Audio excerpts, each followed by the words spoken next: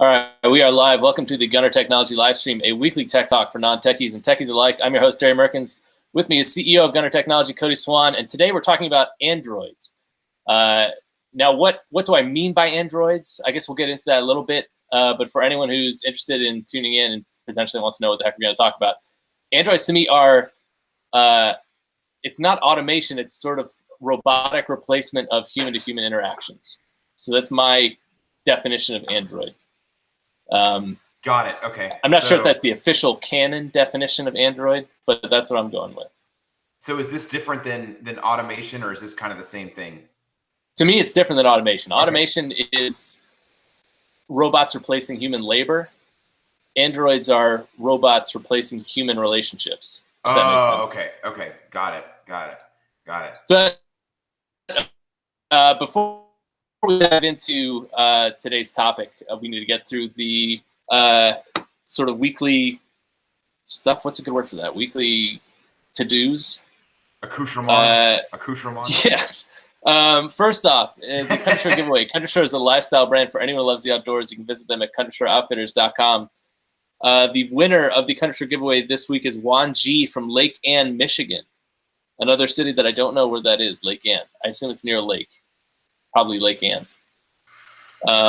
You'd think, although, what was it that I saw the other day? Like Beechwood, Ohio, or something like that. And I was like, "What in the world? What is that not near a beach or a wood?" I don't think Ohio's near a beach at all. Is there? As far as I know, unless Ohio has like. Oh, Ohio has no. It's got the Lake Erie. Oh, you know what? I just don't consider that a beach. I'm sorry, I don't consider that. Oh yeah. No. But yeah, exactly. Like Chicago has beaches. Okay, interesting. You're right. I have heard it said that before, and I just do not even think of anything that is a lake as like a beach. Like that's a shore. That's a shore. That's a great point. It is a shore. Yeah. I never thought of that. Like rivers don't have beaches. They have banks and shores. Yes, exactly. I guess Lake Ann's near Lake. Oh, Lake Ann's near Lake Michigan. But there is no Lake Ann. Anyways, Juan, you got a Country Store hat heading your way, along with copies of our ebooks. For anyone who didn't win this week, sign up on our Facebook page and answer our question of the week, which this week I just wrote it, and it's does massive surveillance make us more safe or less safe? Like widespread surveillance, I think I said. Well, I think that definitely makes us more safe. But isn't there a tipping point, though, where it makes us less safe when we enter into sort of like a dystopian, like V for Vendetta or 1984, Big Brother, massive oversight of every action that we take, or even China, like modern day China? Yeah. So actually, I actually think that is. I actually think all surveillance will make us more safe. I think more surveillance will make all law-abiding citizens more safe.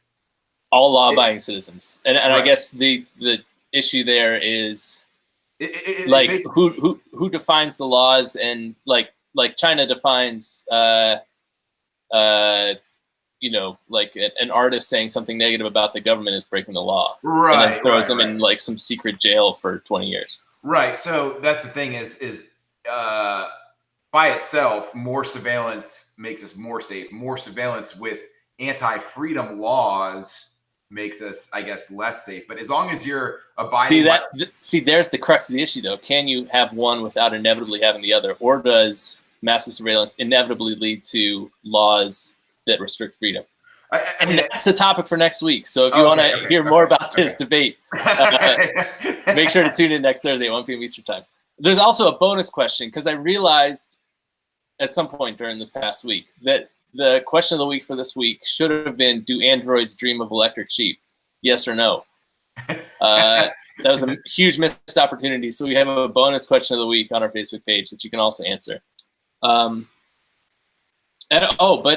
get to, did I say what the verdict was on last week's question of the week? Last week? I don't think I did. Last week's question of the week was companion robots for the elderly. And is it a good thing or a bad thing, yay or nay? And actually, most people said no. They don't want companion robots for the elderly. And I guess Interesting. I'm not sure what their reasons would be, but they probably want humans to do that job.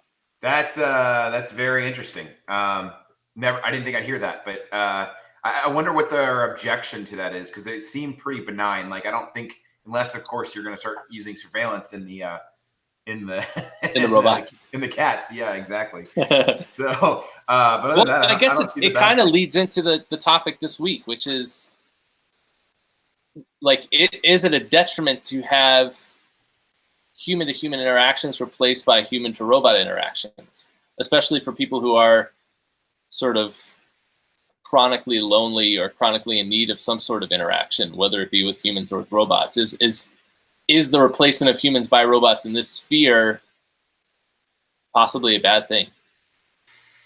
I don't think so. Like, I really don't think so. I mean, it's kind of like, what are the alternatives, right? Like, do we actually see an animatronic cat replacing human relationship? I see it as like, hey, mom, like, I know you're not doing so well, and I cannot get there every week to check on you and spend time with you, so I'm going to buy you an animatronic cat. It's not like, I'm going to buy this animatronic cat so I don't have to come visit you, kind of thing. Yeah, I see. A lot of it is that, though. A lot of it is sort of these elderly people who have absolutely no one in their lives to interact with, and it's like, well, you don't have any people in your life. Here's this robotic cat. That's as close as you're going to get to interaction. Yeah, and I'm fine with that, because it's not like without the cat they're going to have human interaction. You know what I mean? Like, it's either... Should there be a way that they would, though? But that's actually jumping ahead, because that's the second topic.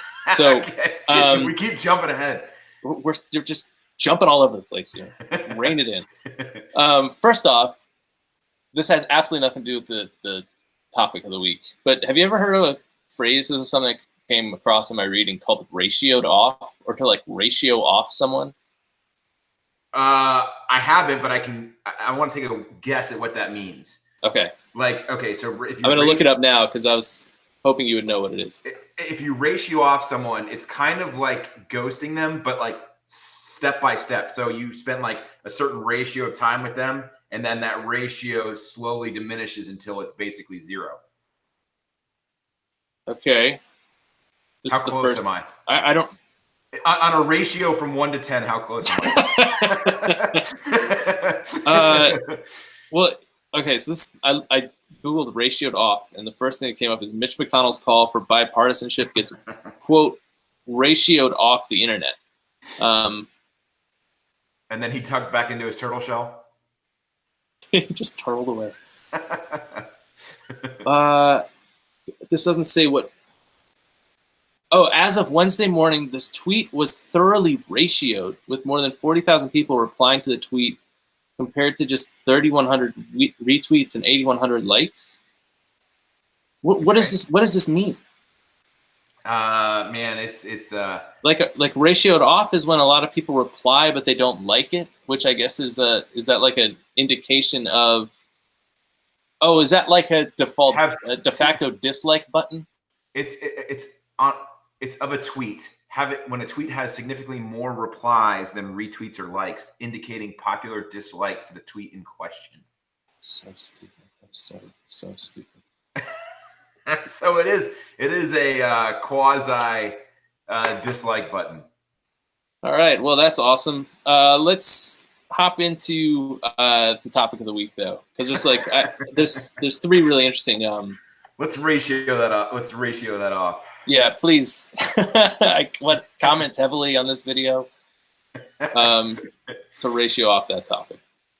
The first thing I want to talk about, which is actually a question of the week a little while back, and I forget what it was a question of the week for, or if it was in relation to anything, but virtual girlfriends or virtual significant others really is sort of a rising fad nowadays. Not even a fad. It's like it's a legitimate service that a lot of people use. I'll just give one example here. A lot of this stuff comes from Japan too. I don't know. Japan is like a country of just cripplingly lonely people.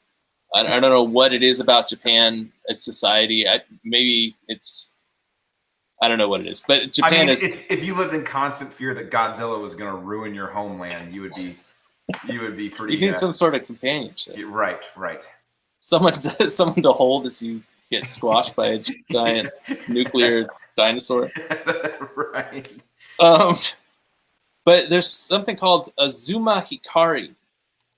Azuma Hikari is basically like if you like an Amazon Echo, the new one, the large one. It's about that size, but it contains like a little virtual Japanese anime character whose AI is apparently pretty incredible. So not only can you ask Azuma Hikari to like turn on the lights for you and set an alarm, but you can have conversations with her. She'll text you when you're on your way home from work. You can message with her throughout the day, tell her how your day's going. In this article about Zuma Hikari, came across the stat: 60% of unmarried men, 70% of unmarried women in Japan, anyways, are not in any kind of relationship. So is that a good solution for this? I mean, that's 2/3 of the country who have no significant other to talk with. I imagine probably not many friends. Is it a good solution to the problem? Well, either you were breaking up a little bit or I was breaking up a little bit, but I think you were saying, is that a good solution or a bad solution to like the kind of loneliness problem that Japan is suffering from? And I mean, I think that, again, I think solutions are always best compared relatively. So relative to the other solution, which is just crushing loneliness. I mean, I guess there's changing human nature, but I don't know how you do that. So, I mean, if loneliness leads to depression, which leads to suicide, which studies have shown, then anything that prevents that loneliness, I see as a net positive. Obviously, I think it would be better for that person in the long run if they like went outside and played a sport or like actually went interact with real human beings. Yeah, went to a bar and had a drink with someone. I think that would be better. But if that's not going to happen, then I'm fine with this anime Echo Dot. Yeah, for lack of a better word. Should have been called Dot. Maybe the new Echo Dot will be called Dot. By the way, I don't. Just as an aside, I don't think I was breaking up, but if I am, for the folks at home, I apologize. And let us know in the comments if I am breaking up. Yeah, there's no way to try to figure it out. There's no way to know if it's me or you. So it could. I was watching the live stream on my computer, and I was coming through okay, but I'm not 100% sure. Okay. So if we are breaking up, just let us know. But sorry, I had to cut you off. Go ahead with what you were going to say. I'm going to say it's interesting because talking about AI, like AI doesn't become like AI until it can do what we did, which is kind of like extract what ratioed out means. Like if like AI today, I mean like seriously, it's a good test of AI. Like if you asked anything AI what ratioed means, if someone had entered that definition or if it was there to look up the exact word and it found it, it would tell you what it was. But if it wasn't already in the AI kind of learning model, it would never, right now, it wouldn't be able to reason out what ratioed mean. Well, right now, but I mean, we're talking a couple of years until it's able to do that kind of stuff. Yeah. And arguably, I mean, even with like IBM's, what's the one that won Jeopardy? That was Unstoppable Jeopardy. Watson? Watson. I think it was Watson.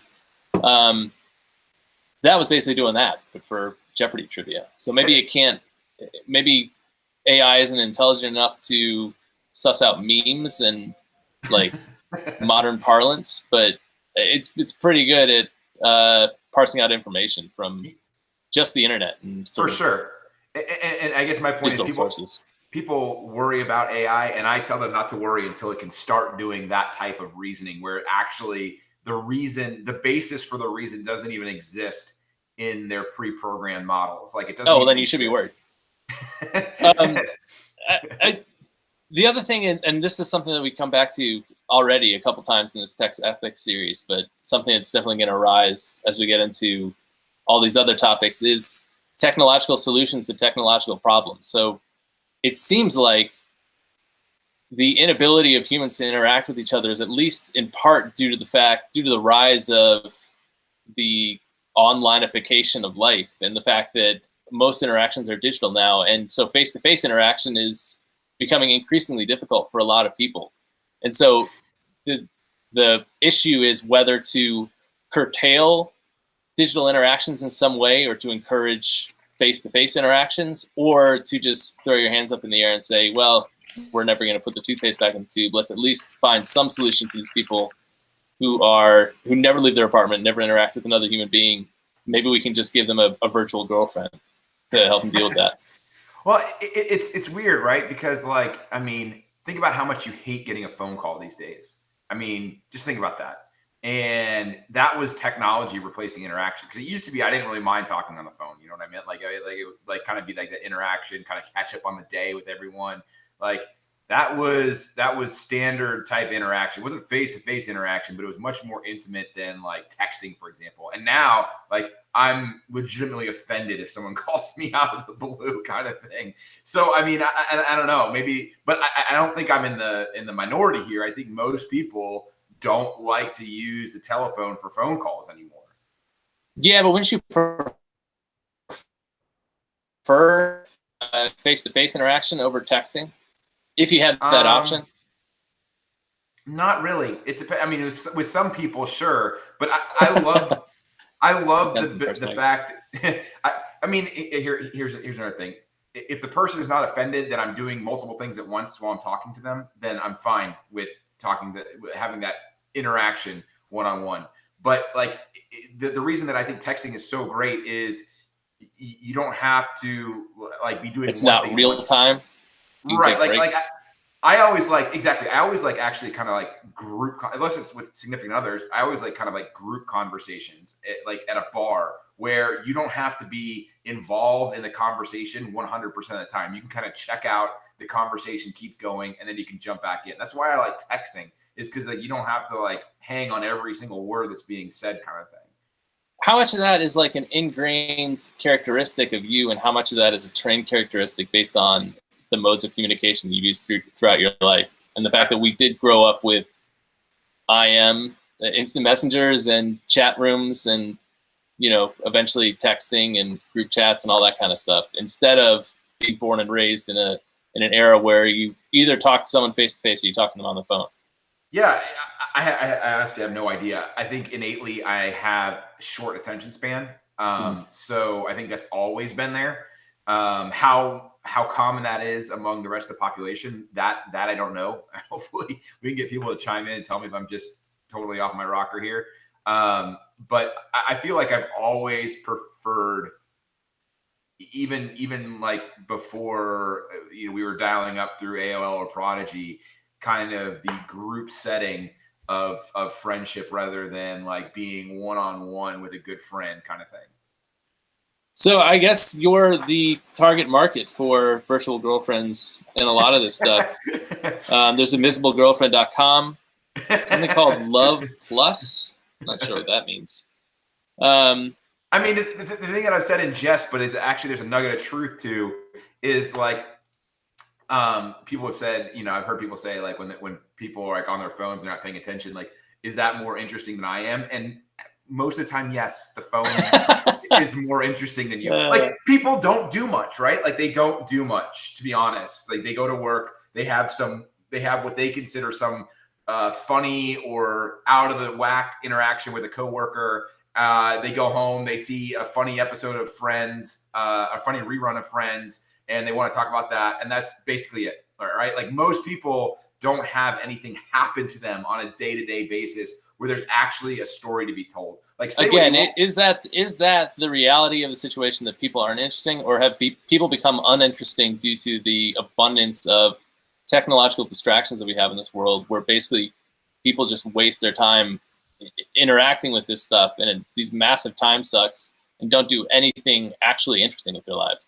Yeah, well, that's another thing, is like, I mean, I have a high bar, I guess, because like if you told me, like, I don't know, like, I don't find a lot of stuff that other people find interesting. So maybe I'm just like a bad test pilot here. But I will say that the advent of technology has made people less interesting, because they try to relate when they do have face-to-face conversation with you. They try to relate to you like what they saw on Facebook that day or whatever. And that is so meta and so worse. I would much rather hear about the Friends rerun than like for you to tell me what someone was saying on Facebook, unless of course. So, and I haven't been active on Facebook for a long time, but there are some huge, like, I mean, there are some hilarious things that happen on Facebook, and I don't, outside of memes. I mean, like rage quit divorces and stuff when people like just.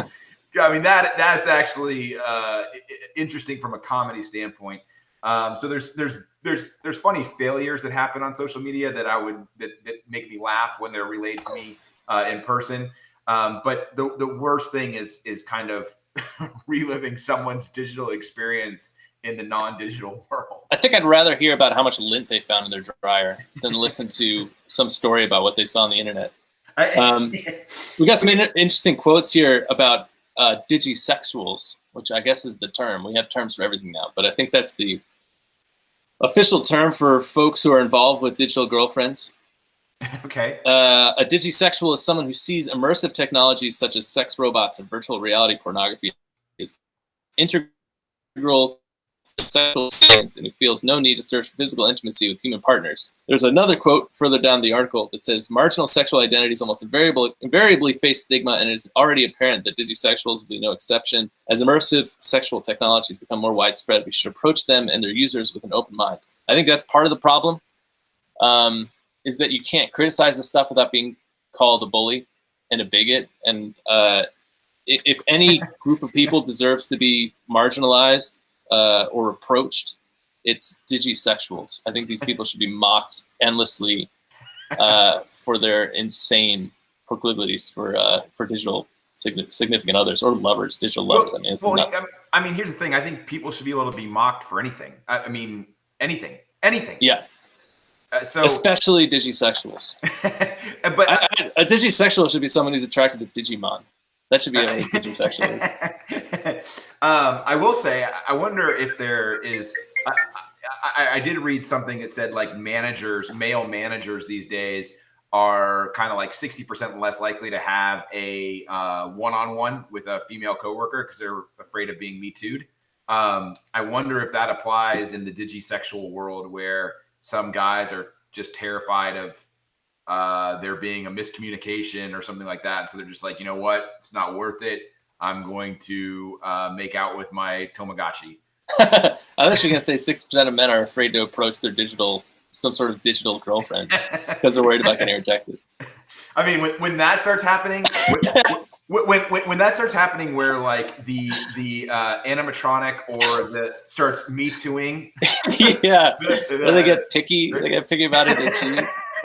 That's when you really need to start. You have to work up the courage to approach a hologram at a bar. Oh gosh, our bright technological future. But if that does happen, if you get rejected by a holograph at the bar, I do want to hear that story. I am interested in that. So yeah, I guess so. I'm interested in that. That'd be a good story. I'm interested to hear how low your self-esteem went after that. So please let me know. Of course, the kind of person you can even call me on the phone if that happens. I mean, yeah, exactly. Pick up the phone, call Cody. The kind of person who would be rejected by a hologram isn't hanging out in bars, though. True. He hasn't left his apartment in 16 years. True. That's a good point. Moving on. Robot companions. This was actually the question of the week, which is robot companions for the elderly. And my goodness, as I was reading through this stuff, I had no idea how many robotic companions are out there, how many different versions, options. Like some are animals, some are little robots, some are giant robots. They have like human-sized robots that walk around nursing homes now, interacting with the patients, reminding them to take their pills and stuff. This was an eye-opening week for me. I'll say that. This reminds me of a story. I worked. Yeah, please. I worked at a nursing home. I had a lot of human interaction in a nursing home. I guess it should be. They call it like retirement home or assisted living. Assisted living. Yeah, that's the right term. And there was this gentleman. He didn't work there, thank God. He was a resident, and he would walk in on the female residents as they were changing, and they would rightly freak out, and he would be like, don't worry, I'm blind, which he wasn't blind. And so when you're talking about the animatronic robots walking around, I just picture that guy and then be like, don't worry. I am blind. I am blind. I'm just a robot. I'm just bringing your pills. Robot creepers. Yeah, exactly. Robo peeping Tom. When that starts happening, start worrying.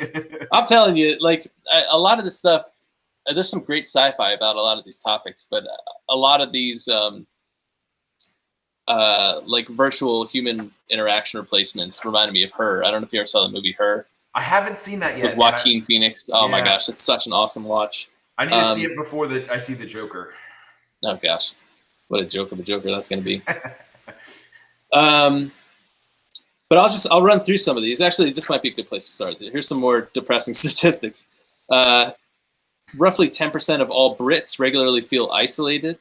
And I wonder how much of this is a modern day problem, or it's just that we hear about it more or have more data on it or recognize it more. Like maybe I don't think it's out of the realm of possibility that 10% of Brits felt isolated in 1472. That's a really good point, because we make the same mistake with cancer. We assume that in the 50s and 40s there was less cancer, but really it was just less reported and harder to recognize. So it's a very interesting point that I hadn't thought of, is like how much of this is actually that it's being reported now versus back then. Yeah, somebody like mental health, like there's all these articles about mental health issues on the rise, and are they on the rise, or is it just that nobody recognized it or reported it, 50, 60 years ago? Regardless, I guess the actual statistic is 10% of Brits feel isolated. In the US, the New York Times labeled the situation as an epidemic, implying a growing number of lonely individuals in the States. Again, Japan, the citadel of New Age solitude, as this article says. That's a good, the citadel of New Age solitude. I like that line. Anyways, Japan reports that by 2020, living alone will be the norm, which is nuts to me. I guess the average number of people in a household fell below 2 for the first time ever in Japan. It means that most people they're living with absolutely no one. Wow. More and more people dying alone, called kotokushi. Japan has all these cool Japanese names for all these depressing things. Yeah, really. What's the apartment one? The hikikomori? People who never leave their apartments. Yeah, that's it. So you have these massive populations, again, of incredibly lonely people, and especially with the elderly, where they actually need to be reminded to take their pills, reminded to get up and walk around, reminded to drink enough water, that kind of stuff. These robot companions are being used, and a lot of them are pretty, like, they're hyper interactive, and they react to your speech. If your speech sounds sad, their little robot eyes will look sad. They'll respond to you as if they were a human interacting with you. And I guess the reaction from these lonely elderly people is one of complete relief because they have someone to interact with. So it's hard to say that's not a good thing, I guess. Right. I mean, yeah, that's what I'm saying. Like, it's tough to say that it's bad when there's no really good alternative, and it makes them feel better, kind of thing. I mean, a lot of the good stuff that comes out of it, I guess, comes from the companies themselves who make these robots. So obviously it has to be taken with a grain of salt, how effective it is. A lot of these videos seem more like PR than sort of like a legitimate study of the effects these robots are having. And I guess it's one of those things, too, that we'll have to wait and see what the real effect is. I mean, I think short-term effects might be fine. Long-term effects, it might completely change the way sort of the end-of-life experience is lived by people. Yeah. To add to the statistic, I just heard today that the World Health Organization, I think it was, said that we're going to have a declining population by 2100. Really? Yeah, and the ratio in, I think they said 1990, each household had 3.2 children. By 2050, that's going to be down to 2.2, and then by 2100, we're going to have a declining population. And the more immediate ramifications are we're going to have a much in the advent of people are living much longer, is we're going to have a healthcare and retirement crisis because our populations are going to be so old. That's a really interesting point. Yeah, because there's not enough people to look after this aging population. I mean, there just aren't enough resources to go around. But I think because that was one of the little subtopics that I had here. But historically, families took care of their aging and elderly parents. But if you don't have kids or you only have one kid, it becomes that much more difficult to count on your children to take care of you as you get older. Right. And either that or just get one of those cats and you're all good. You're set. It is interesting. Like the declining birth rates thing is really interesting to me too, because I wonder how much of that is due to the new technological reality of our lives. How much of that I read there was a couple articles about how people really think that we're living in sort of like a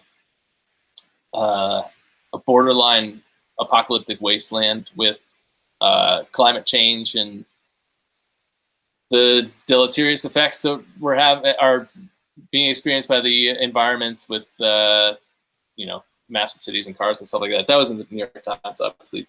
That was an opinion piece from last year. There's an interesting point that somebody made about how with the increasing numbers of women in the workforce, they're looking to start families much later, which is more difficult to do when you're trying to start a family in your mid-30s, but in terms of finding a husband or a mate, or a wife. I mean, modern era. But also, it's biologically much more difficult to have a child later in your late 30s, early 40s than it is to have one in your 20s, and obviously harder to have multiple children. There's just not that many years left until we get artificial wombs. Exactly. Yeah, that's a great point. I mean, I hadn't even thought of that. That's because you can already freeze your eggs. And if you freeze your eggs and have an artificial womb and maybe even just like a sperm donor, you can have as many kids as you want. I was going to say, because Mick Jagger just had a kid at 73 with his 30-year-old ballerina girlfriend. So there's less of a biological imperative for males to have kids early. Right. But that's a great point. I mean, maybe in the future there's going to be much less of a biological imperative for women to have children early. But somebody made the point that that's having a huge effect on the number of kids that people are having, because families are being started much later. Yeah, totally. So, but it's an interesting thing when we're going to have kind of like the need for, and again, as you said, we're a society now that tries to solve not just technological issues, but any issues with technology and with an aging population and a healthcare crisis and a resource crisis. It'll be interesting to see kind of what technological solutions we attempt to come up with to solve this. Another great movie, Robot and Frank. Did you ever see that? Robot and Frank. It's got Frank Langella and his companion robot just getting into trouble. I thought at first you said Robot and Frank, and it was like the Holocaust. No, and. Oh, Robot and Frank? Yeah, it was about a robot hiding out during the Holocaust or something. I was like, that is the weirdest premise for a movie ever. I was just going to say, I have a dark sense of humor. I would love to see Robot and Frank. I think that would be an incredible movie. Oh, man. I guess we can, that's a great point to end Robot Companions on. Last one I have, hologram celebrities. So this is like fake celebrities, and I'm guessing you've never heard of Hatsune Miku. No. Nope. I've heard of Hatsune Miku. My little sister's a big fan of Hatsune Miku. Hatsune Miku is completely fake, like pop superstar, basically. Okay. It's like a hologram that releases records, performs on stage, models. Her concert tour in the U.S., I think I read that it sold as many tickets or did as much revenue as the Taylor Swift concert that toured the U.S. Okay. Here's a quote on Hatsune Miku. For the fans, the lack of reality in Hatsune Miku is a feature, not a bug. Celebrities, because they are people, fail, and the failures are painfully consequential when you've invested your identity in them. I can't believe somebody said that. But Miku's not going to say something racist. She's not going to break down in the middle of a concert. She's not going to flake on you or do drugs. So I wonder how much of this This reminds me again of another movie, Blade Runner 2049, where Ryan Gosling has a hologram girlfriend, Joy. How much of this is the fact that people don't like the complexity of real humans, and they want a simple solution that they can interact with, and they know exactly what they're getting? Yeah, I think a lot of it does have to do with exactly what you said, and also avoiding risk, right? Like there's a risk involved in trying to start a new relationship, and like we're so as you mentioned, we're so avoidant of like not conflict, but like putting ourselves out there, and we're so protective of self-esteem. Rejection. Yeah, we're so protective of self-esteem these days, where anything that risks anything to that self-esteem is seen as a negative. And so one of those things that really can hurt self-esteem is getting rejected by someone who you're trying to form a relationship with. So again, our culture kind of tells us that's a bad thing because it can harm your self-esteem. It's like that great episode of Lost, to reference another pop culture media thing, where Charlie's trying to get off of heroin, and Locke is trying to get him through like the withdrawal symptoms, and like Charlie keeps asking for help, and he's like, I could help you, but if I helped you, you wouldn't actually get better. Right. Like if you cut open a cocoon, a moth's wings aren't formed. Like it's the actual struggle of getting out of the cocoon that makes the moth's wings strong enough to make it able to fly. Like a lot of life, a lot of growing and becoming an adult is rejection and failure and falling on your face and having horrible experiences. And it seems like even from day one, like we're protecting kids so much now that kids are like literally fragile. Like their bones are much more fragile than kids used to be, because we don't let them play. We don't let them like roughhouse with each other because we're so scared of any sort of injury happening to them. So in the emotional realm, the avoidance of complex human relationships with, you know, the associative rejection and failure and being mocked and all the horrible, quote unquote, horrible stuff. That's the stuff that actually makes you into the person that you should be or could be. Right, exactly. And we are definitely shielding people from a lot of that now. And again, it's that's what I'm saying. Is like we created this problem, and again, I don't think it was a technology problem that created this. It was more kind of a societal problem that created this. And now we are trying to solve it with technology, which, you know, I don't know if it's possible. I don't know if it's the best way.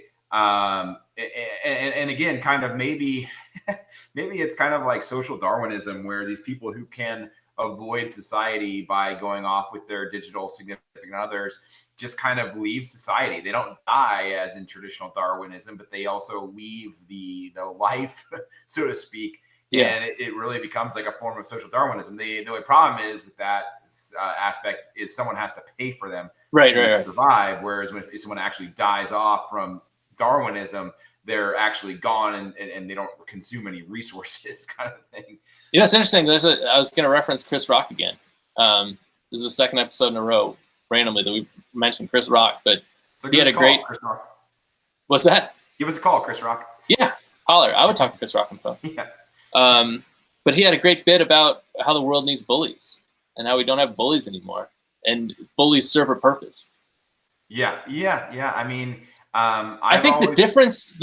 Sorry to catch up, but the difference now is, and I think why people are so cautious again is like it's a technological problem, because it's so much easier to be so much meaner, either anonymously or through some sort of digital medium, than if you're bullying someone face to face and actually have to see their reaction.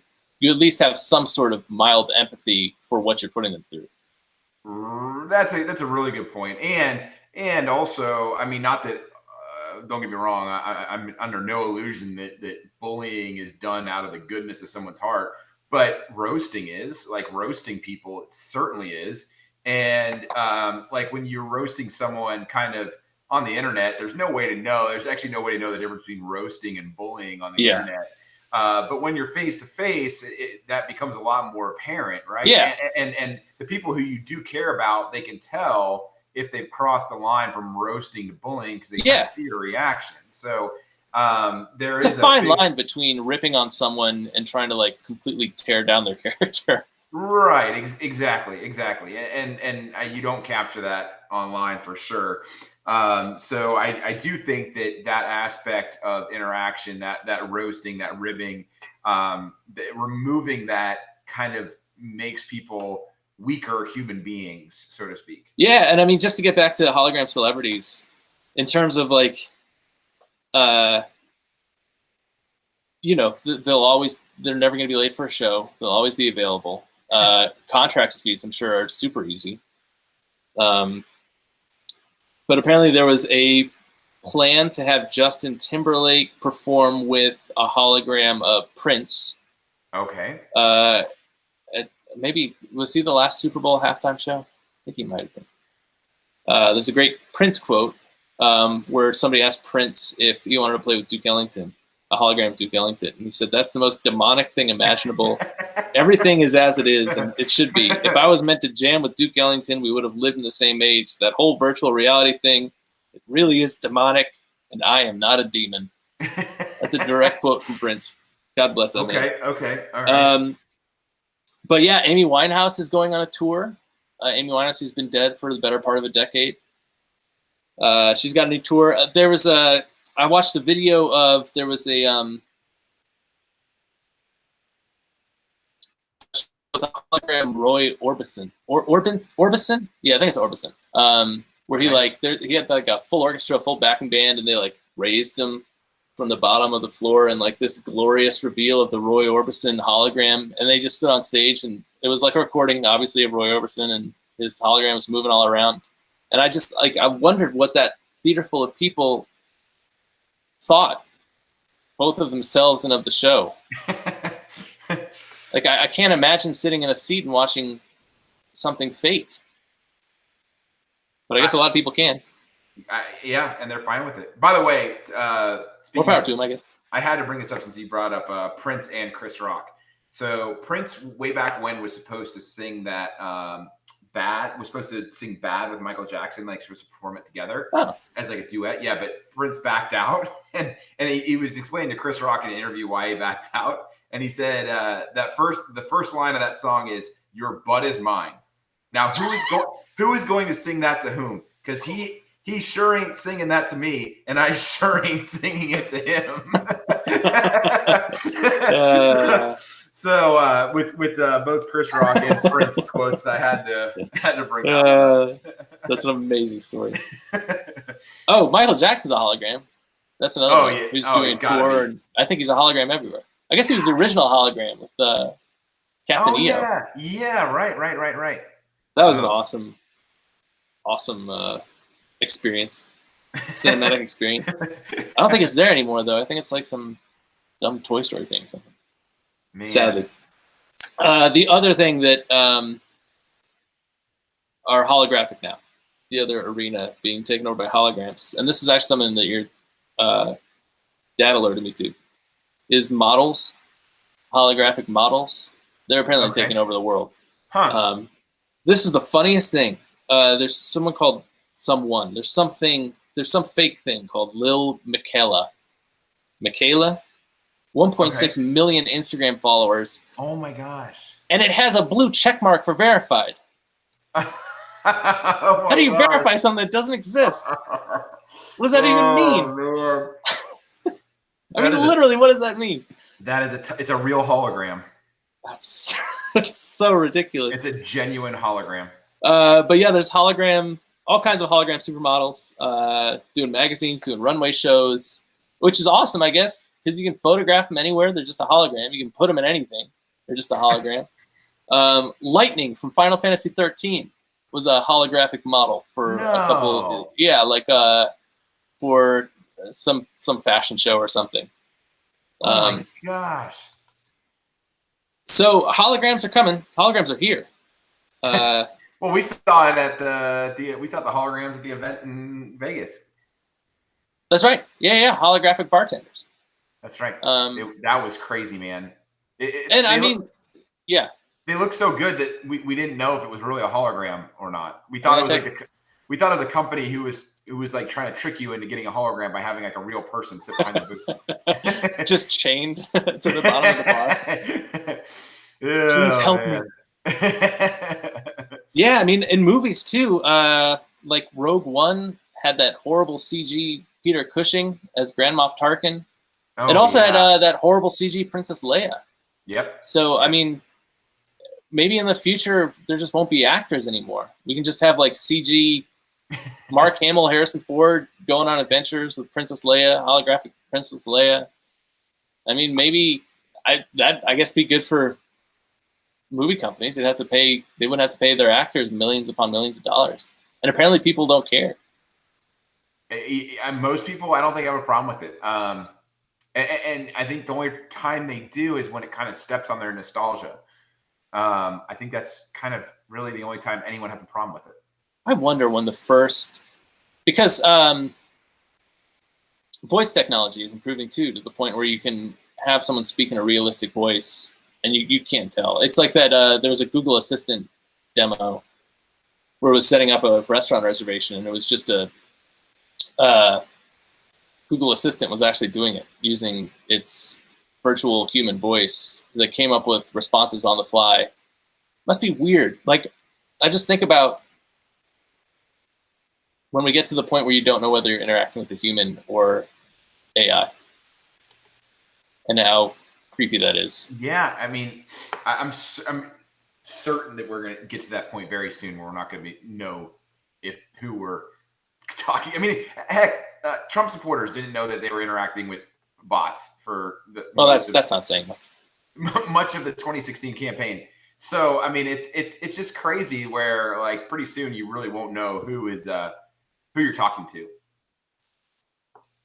The holographic future is on the way. Holographic future is here. The holographic future is now. So get ready for it. I think that's going to do it for this week's episode, unless you have anything to chime in, add on. No, I think we've covered it. I'm excited to see what the future holds, for better or worse. I want to be there to see either the dumpster fire or the shining night that leads us out of loneliness. And if you have any spare invisible girlfriends, send them my way. But that's going to do it for this week's episode of the Gunner Technology Livestream. Make sure to tune in next Thursday or Thursday. Make sure to tune in next Wednesday or anytime at 1 p.m. Eastern time for the next episode. Hop on our Facebook page and answer our question of the week, which this week is, there's a bonus question of, do androids dream of electric sheep? But the real question is, does massive surveillance make us more safe or less safe? And take that question as you will. That's our topic next week, by the way, is the rising surveillance state that technology has enabled.